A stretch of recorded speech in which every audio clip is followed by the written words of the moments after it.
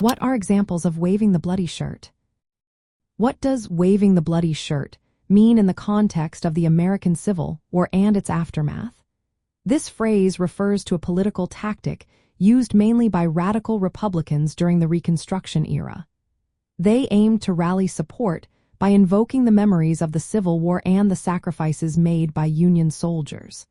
Let's look at some specific examples of this tactic in action.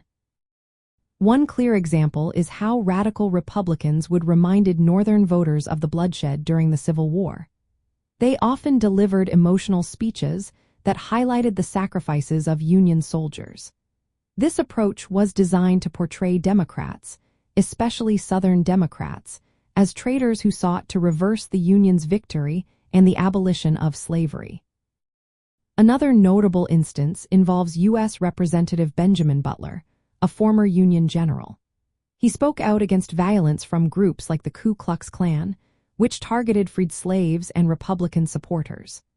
Although the story that Butler waved a blood-stained shirt in Congress is not true, the imagery of a bloody shirt represented the emotional appeals made to highlight the violence and injustice in the South. In the political campaigns of the 1870s, Republicans frequently accused Democrats of supporting secession and treason. They used memories of the Civil War to depict Democrats as enemies of the nation.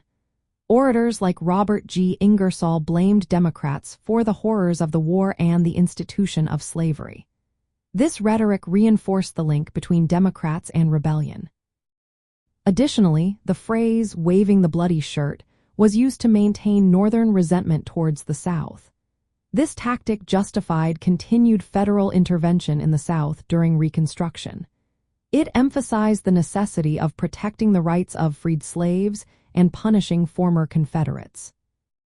Critics of this tactic, including many Democrats, viewed it as an emotional manipulation that exploited the memories of the Civil War for political gain. Southern whites often used the term mockingly to dismiss Republican claims about Southern violence and to downplay the ongoing struggles during Reconstruction. In essence, waving the bloody shirt involved using the sacrifices and violence of the Civil War as a political weapon. It aimed to rally support for Reconstruction policies while discrediting Democrats as the party of rebellion and treason. This tactic played a significant role in post-Civil War American politics, especially in the battles between radical Republicans and Southern Democrats.